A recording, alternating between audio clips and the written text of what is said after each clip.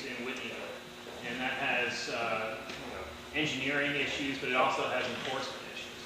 We've had police department representatives at our meeting who've given us many reasons why they can't enforce the law. I'm wondering what your plans are for Whitneyville and the police in this district. You know, I saw an excellent solution in New Haven on Townsend, is it Townsend? Woodward Ave. They have the, I don't know if anyone has been there, but they have these roundabouts in the middle of the road that slow down the traffic. What a wonderful solution to that is. So they've been plagued for years and years and years with people speeding up and down that road, and then they build a beautiful roundabout. I think solutions like that are outstanding. I strongly support that, especially people who have to live on the street with year after year, day after day, month after month. Same complaint, traffic, traffic, traffic, and nothing ever seems to get done. It's unrealistic to believe that the police can be there 24 hours a day, 7 days a week to monitor the traffic flow. They can do it occasionally, it'll have a temporary effect, and then eventually it goes back to the way it used to be. We need a more permanent solution to do that, either more traffic signaling or the turnabout that I was describing. Now, Whitney Ave, of course, is a state road, so anything we do there would have to be coordinated with the state of Connecticut. It brings up something interesting about me and my background.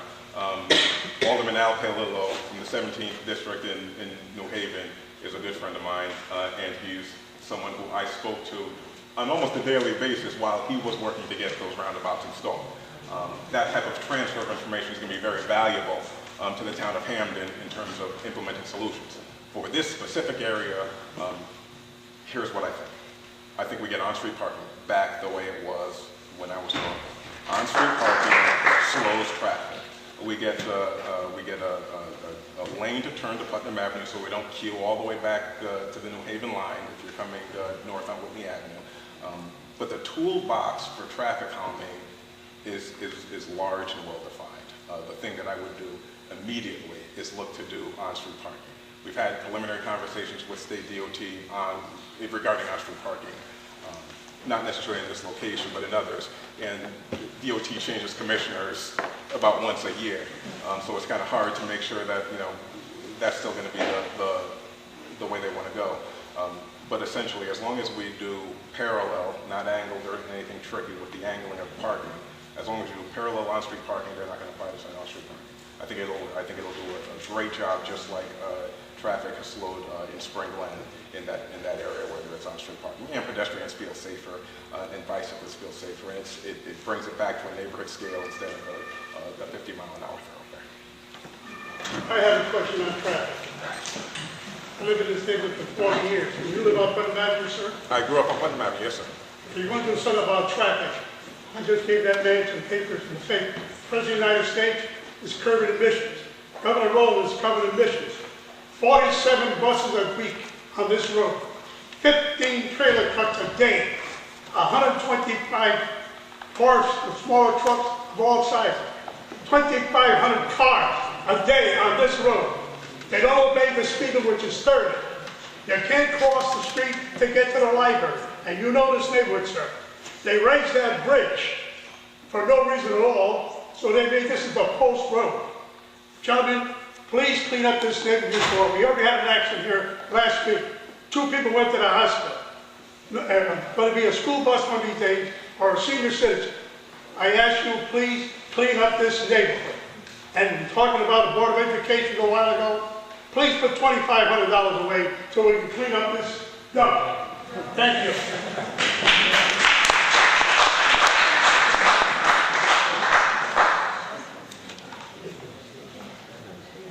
If you're going east-west in this town, you have a couple of ways to go. You can go Armory Street and wind your way through the New Hall neighborhood. You can go Putnam Avenue. You can go Treadwell, Mather. If you know your way around, you can do Thornton to Connolly. You can go Skiff. Very limited options. What we need to do is develop real solutions to addressing this. Now, the Whitneyville Civic Association did something that had never been done in the town of Hamden, and that's this bell bollard out here that we need to dig up and put a new one in. Everybody in town fought that bell bollard. Everybody in town government fought that bell bollard, except for me, because you can make the turn. I know you can make the turn. I said the fire truck can't make the turn. Let's go out there with a fire truck. The fire truck made the turn. Now, if that belt bollard just being placed makes somebody think twice and say, okay, I'm going to go to a road that's better suited for high speed, Skiff Street specifically, then it's done its job. You're absolutely right.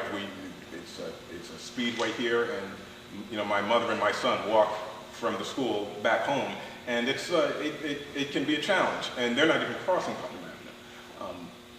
We need to do better. Like I said, we have the toolbox. We need to throw certain solutions out, see how they work, like the bell bollard. I wasn't sure if it was going to work, but there's no harm in trying.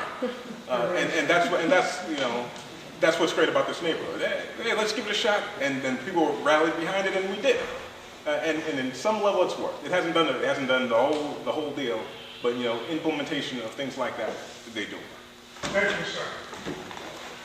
Just a quick comment about on-street parking. I know that residents of this area want on-street parking, but that in of itself is not going to solve the problem. Putnam Avenue has on-street parking, and it's extremely busy, extremely high traffic, and people continue to speed there. We need a longer-term solution besides that, maybe in conjunction with that, but certainly besides that. Thank you. Thank you, sir.